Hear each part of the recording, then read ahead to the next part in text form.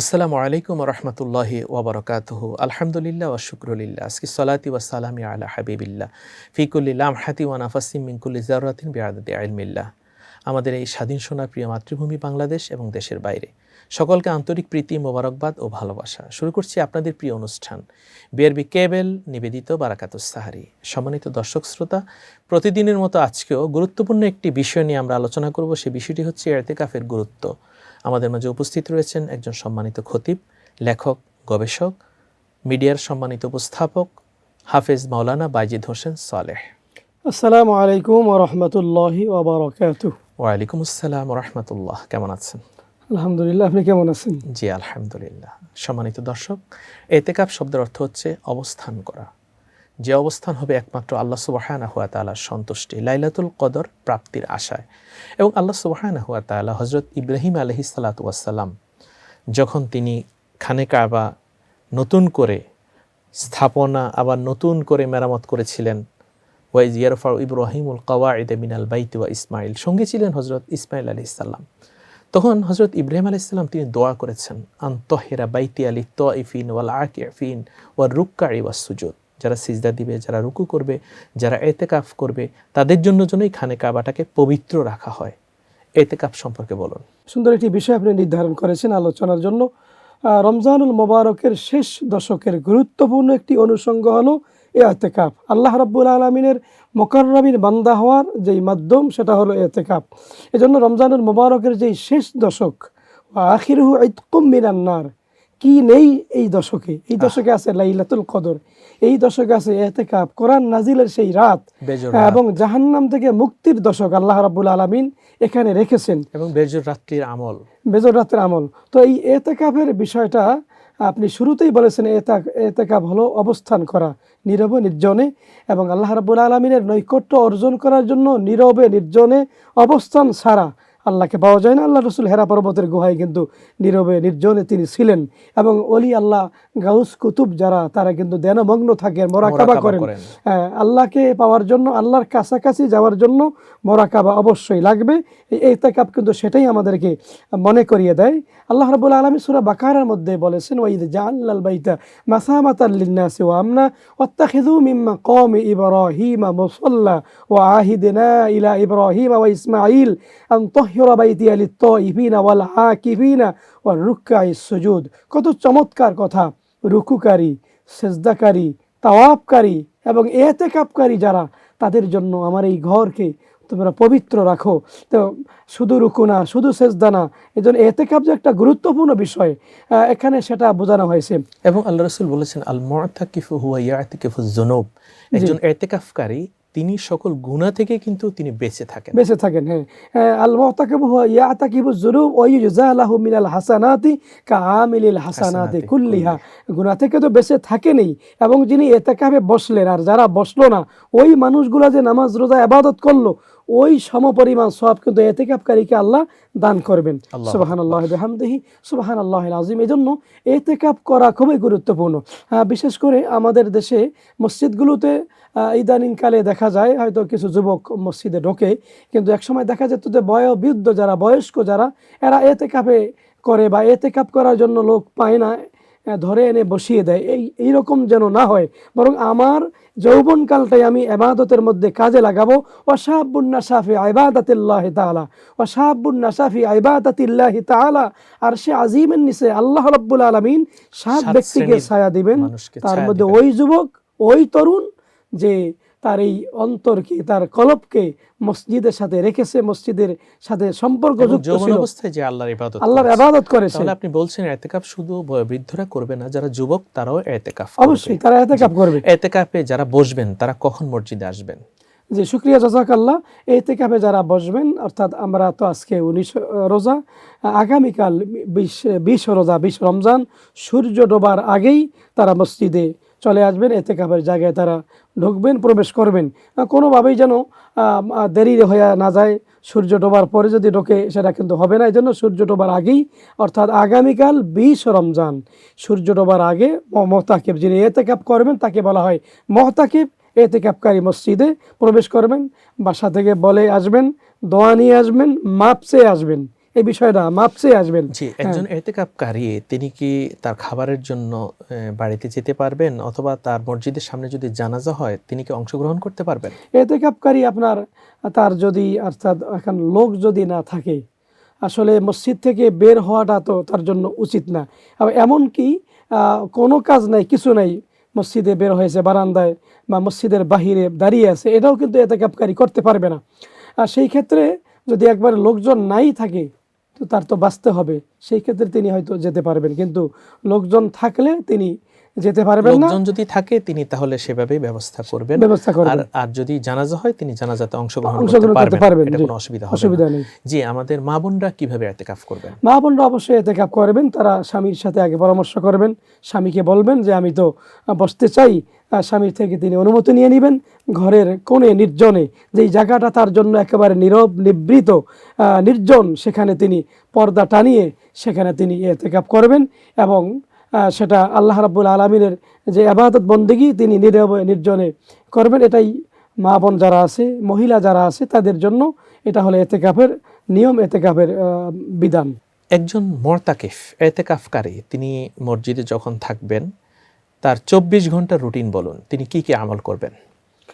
শুকরিয়া, জাযাকাল্লাহ। একজন মুতাকিফ যিনি মসজিদে থাকবেন তিনি তো অবশ্যই 5 ওয়াক্ত নামাজ জামাতের সাথে আদায় করবেন, কোনোভাবেই যেন তার নামাজ ছুটে না যায়, এইগুলো এক।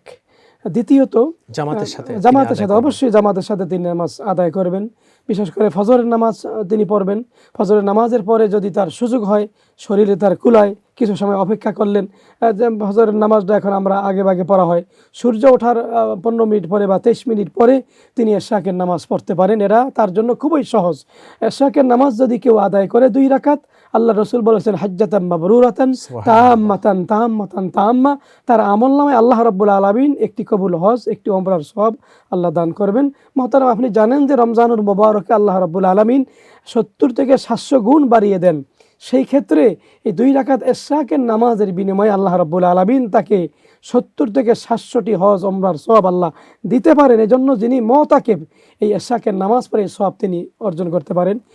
একটু বিশ্রাম নিলেন, ঘুমালেন, ঘুম থেকে উঠে পবিত্র হয়ে তিনি চাস্তের নামাজ আদায় করতে পারেন। যে ব্যক্তি চাস্তের নামাজ 12 রাকাত আদায় করবে, আল্লাহ রাব্বুল আলামিন তার জন্য জান্নাত তার জন্য অবধারিত করে দিবেন। এবং আপনি জানেন হযরত মুজাদ্দিদ আল-ফিসানি রাহমাতুল্লাহ আলাইহি তিনি কিন্তু সালাতুজ জাওয়াল চাস্তের নামাজের প্রতি তিনি গুরুত্ব দিয়েছেন। এটা খুবই গুরুত্বপূর্ণ, কিন্তু এটা অর্থাৎ মানে অলস যারা, এরা তো এমনটা করতে পারে না। অলস যারা না, এবং যারা আল্লাহর নৈকট্য অর্জন করতে চায়, তারা কিন্তু যেই কোনো মানে সময় বের করে তারা একটা পাগলপাড়া থাকে এই চাস্তের নামাজটা তারা কোন সময় আদায় করবে। আল্লাহর ওলি যারা, আল্লাহর বিবর যারা, এজন্য চাস্তের নামাজটা ইতিকাফকারী এটা সহজে পড়তে পারে। এরপরে তিনি কোরআন তেলাওয়াত করবেন, অযথা কথা না বলে। যদি ভালো লাগে না, শরীর খারাপ লাগতেছে, না মনে হচ্ছে আপনার কোরআন শরীফ পড়তে, না মনে হচ্ছে আপনার জিকির করতে, আপনি শুয়ে থাকেন, কথা না বলে আপনি শুয়ে থাকেন। ইতিকাফকারী যদি ঘুমও যায় সেটাও তো সওয়াব, সেটাও সওয়াবের কাজ। এরপরে জোহরের নামাজ আছে, আগে ভাগেই আপনার গোসল করে পবিত্র হয়ে আগে ভাগে আপনি মসজিদে ঢুকলেন, সামনের কাতারে বসে থাকলেন, জামাতের সাথে নামাজ আদায় করলেন। যদি কোনো বিষয় জানা থাকে, মাসলা মাসাইল আছে, ইমাম সাহেবের শরণাপন্ন হলেন যে হুজুর আমার এই বিষয়টা জানার বাকি আছে, আমাকে একটু বলে দেন। একটা সূরা ইমাম সাহেবকে শোনাতে পারেন, হুজুর আমার এই সূরাটা আপনি শোনেন, এটা ঠিক হয় কিনা, তেলাওয়াতটা সহি আছে কিনা, এই কাজটা কিন্তু করতে পারেন। এরপরে যদি আপনি চান জোহরের নামাজের পরে একটু ঘুমালেন, বিশ্রাম নিলেন, ঘুম থেকে উঠে তেলাওয়াত করা। বিশেষ করে আমি বলবো যারা ইতিকাফে বসবেন, যাদের কোরআন অশুদ্ধ তেলাওয়াত করতে পারেন না, আমি বিনয়ের সাথে বলবো আপনারা কোরআন তেলাওয়াত শিখেন এবং ইমাম সাহেব, মুয়াজ্জিন সাহেব, হাফেজ, কারি এদের শরণাপন্ন হয়ে আপনি বিশুদ্ধভাবে কোরআন তেলাওয়াত শিখেন। জীবনটা সুন্দর হবে, আলোকিত হবে, হায়াতে রিজিকে ঘরের মধ্যে সর্বদা আল্লাহ রাব্বুল আলামিন বরকত দিবেন। জি, আলহামদুলিল্লাহ, আপনি অনেক সুন্দর বলছেন। আপনার কাছে আমরা আসবো। সম্মানিত দর্শক, সময় হলো একটি বিরতিতে যাবার, আপনারা আমাদের সাথেই থাকুন।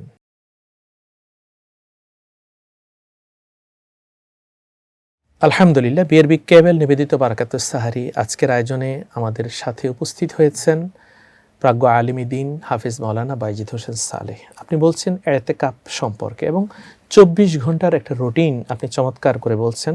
জোহরের নামাজ, প্রতি ওয়াক্ত নামাজের পর মা ফাতেমা রাদিয়াল্লাহু তাআলা আনহাকে আল্লাহ রাসূল সাল্লাল্লাহু আলাইহি ওয়াসাল্লাম একটি তাসবিহ শিখিয়েছেন, তাসবিহে ফাতিমি, এ সম্পর্কে বলুন। সুবহানাল্লাহ 33 বার, আলহামদুলিল্লাহ 33 বার, আল্লাহু আকবার 33 বার বা আল্লাহু আকবার 34 বার, এটা পড়ার জন্য বলেছেন। লা ইলাহা ইল্লাল্লাহ লা ইলাহা ইল্লাল্লাহ মুহাম্মাদুর রাসূলুল্লাহ, এইটা। এরপরে আমরা আসরের নামাজ জামাতের সাথে আদায়, বিশেষ করে আসরের আগে কিন্তু সুন্নতে জায়েদা আছে 4 রাকাত। যে ব্যক্তি সুন্নতে জায়েদাটা 4 রাকাত সুন্নত পড়বে, আল্লাহ রাব্বুল আলামিন তাকে জান্নাত দিবেন। এটা আমরা অনেকে জানি না। এই আমলটা ইতিকাফকারী করতে পারেন। আসরের নামাজের পরে আপনি একটু তেলাওয়াত করলেন, ইফতারের প্রস্তুতি আপনি নিলেন, এবং ইফতারের আগে দোয়া কবুল আল্লাহ করে থাকেন। এজন্য আমাদের উচিত হবে ইফতারের আগে যেন আমরা আল্লাহর কাছে দোয়া করি, আল্লাহর কাছে আমরা যেন চাই। মহতারাম, আপনি অবশ্যই, এটা আপনার অভিজ্ঞতা আছে, আমার অভিজ্ঞতাটা আপনার কাছে একটু শেয়ার করি, এর দ্বারা যদি কেউ উৎসাহিত হয়। রমজানে আমি দোয়া করেছি, কয়েকটা দোয়া আল্লাহ কবুল করেছেন, সেটা আমি পেয়েছিও। প্রথম রোজার দোয়া কিন্তু রাতেই আমি পেয়েছি, যেই দোয়া আল্লাহ করেছি। এজন্য আমরা যেন দোয়া করে নিই, এবং আমরা প্রয়োজনে লিখে নিতে পারি, আজকে কোন দোয়া করব, কালকে কোন দোয়া করব, সাহারির সময় কোন দোয়া। আল্লাহর তো ভান্ডারে অভাব নেই, আমরা তো চাইতে পারি না, চাইতে জানি না। দোয়া মুখুল ইবাদত, দোয়া হচ্ছে ইবাদতের মগজ। জি। আর তাকদিরু লা ইয়ারুদ্দু ইল্লা বিদুআ, তাকদির পর্যন্ত দোয়ার কারণে সেটা আল্লাহ রদ করে দেন। আর দোয়া সালাহুল মুমিনিন, দোয়া হচ্ছে মুমিনের অস্ত্র। সে দোয়াটা আমরা আল্লাহর কাছে করব। আমরা হচ্ছে গুনাহগার, আল্লাহ হলেন গাফফার। দুইটা হাত যখন বান্দা তোলে, আল্লাহর রহমতের বারিধারা তখন বর্ষিত হতে থাকে, এবং আল্লাহ তাআলা চান উদউনি আস্তাজিব লাকুম, আল্লাহ বলেন আমাকে ডাকো, আমি তোমাদের ডাকে সাড়া দিব। যে আপনি বলছিলেন আসরের নামাজের কথা, এরপর ইফতার, তারপরে মাগরিব। জি, ধন্যবাদ। মাগরিবের নামাজ 3 রাকাত ফরজ, 2 রাকাত সুন্নত। এরপরে আপনি জানেন যে সহিহ তিরমিজি শরীফের হাদিস, রাইসুল মুহাদ্দিসিন হযরত আবু হুরায়রা রাদিয়াল্লাহু তাআলা আনহু বলেছেন, মাগরিবের পরে কেউ যদি 2 রাকাত করে 6 রাকাত আওয়াবিনের নামাজ পড়ে, তার আমলনামায় 12 বছর আল্লাহ নফল ইবাদতের সওয়াব দিবেন। 70 দিয়ে যদি গুণ দেই 840 বছর। আল্লাহু আকবার। এবং সেটা যদি 700 দিয়ে গুণ দেওয়া হয় যায় 8400 বছর মতো হয়ে যাবে। সালাতুল আওয়াবিন নামাজের জন্য উৎসাহিত করছেন। সেই নামাজটা মাগরিবের নামাজের পরে আদায় করতে হয়, 2 রাকাত করে সালাম ফিরাতে হয়, এভাবে 6 রাকাত আদায় করতে হয়। জি, এটা আমরা অবশ্যই আমরা আমাদের সম্মানিত দর্শক শ্রোতাদেরকে উৎসাহিত করি, তারাও যেন এই আমলটা এই মাহে রমাদানে করেন। জি জি, ইনশাআল্লাহ। আমরা আওয়াবিন এরপরে একটু আমি ফ্রেশ হয়ে, বা আমরা যদি কিছু খেতে চাই, মোতাকিব যদি কিছু খেতে চান খাবেন, একটু রেস্ট নিয়েতেই উযু করে পবিত্র হয়ে তারাবির নামাজ 20 রাকাত আদায় করবেন। এশার নামাজ আদায় করবেন, সুন্নাত 2 রাকাত, এরপরে তারাবির নামাজ 20 রাকাত তিনি আদায় করবেন। তারাবি নামাজের পরে নফল আমল তিনি করতে পারেন, নফল নামাজ পড়তে পারেন। খাওয়া দাওয়া করে তিনি একটু বিশ্রাম নিলেন, একটু ঘুমিয়ে রাতে ওঠে তাহাজ্জুদ নামাজ যেন মিস যেন না যায়। আল্লাহ রাব্বুল আলামিন তার হাবিবকে লক্ষ্য করে বলেছেন, ওমিনাল লাইলি ফাতাহাজ্জাদ বিহি নাফিলাতাল লাক আসা আইয়াবআসাকা রাব্বুকা মাকামান মাহমুদা। আল্লাহর হাবিবের জন্য এটা নফল ছিল, এবং তাহাজ্জুদটা আল্লাহর রাসূল মাঝে মধ্যে মিস করেছেন। কেন?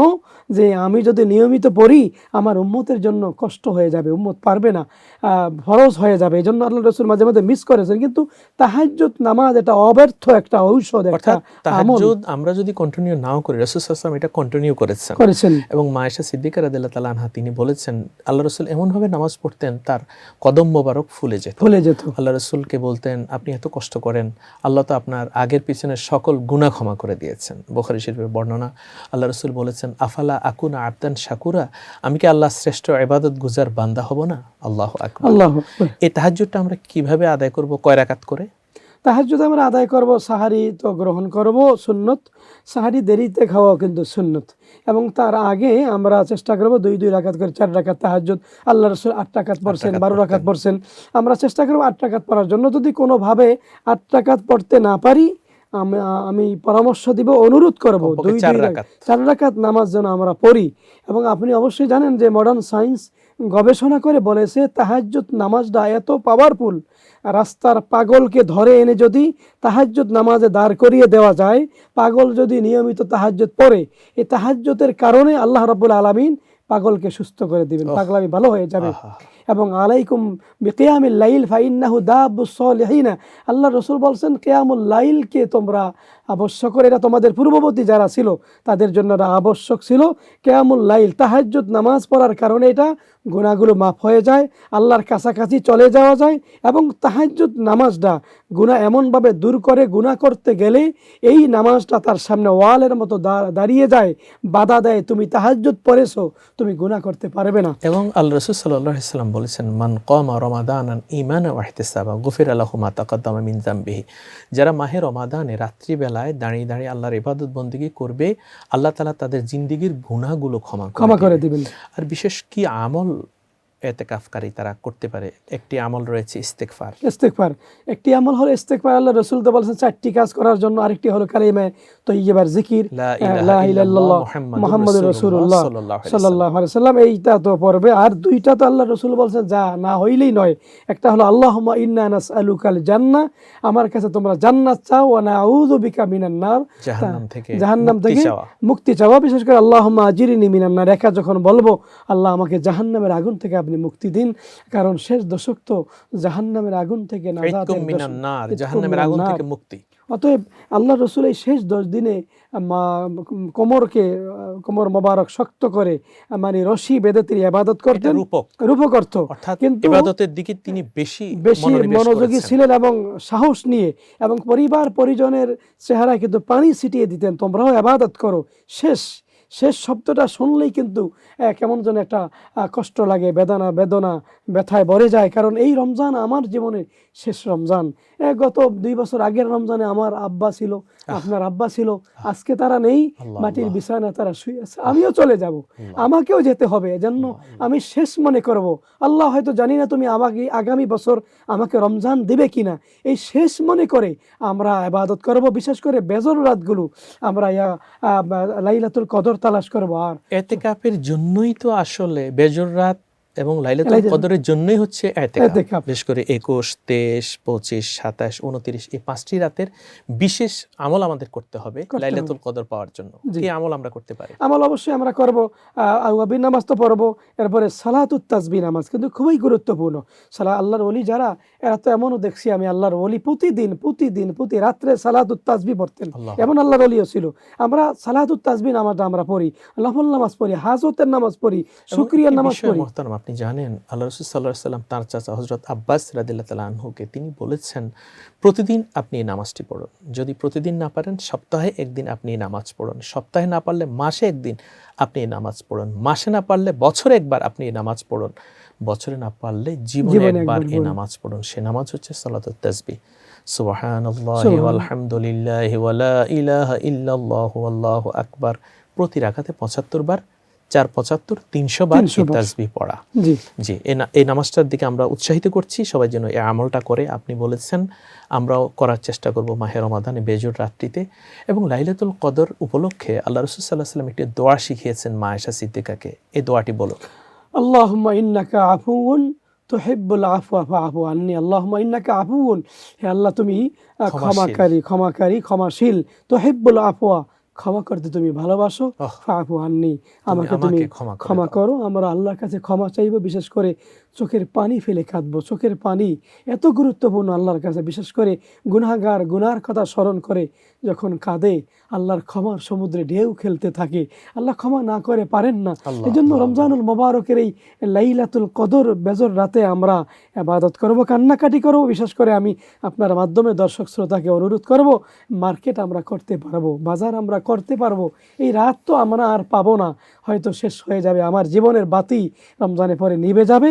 এজন্য আমরা আল্লাহর সাহায্য চাইব, জাহান্নাম থেকে মুক্তি চাইব, আল্লাহর কাছে তওবা করব। বিশেষ করে আমাদের মা বাবা আত্মীয় স্বজনের জন্য আমরা দোয়া করব, মুসলিম উম্মার জন্য দোয়া করব, আল্লাহ রসুলের প্রতি বেশি বেশি দুরূদ ও সালাম পড়ব।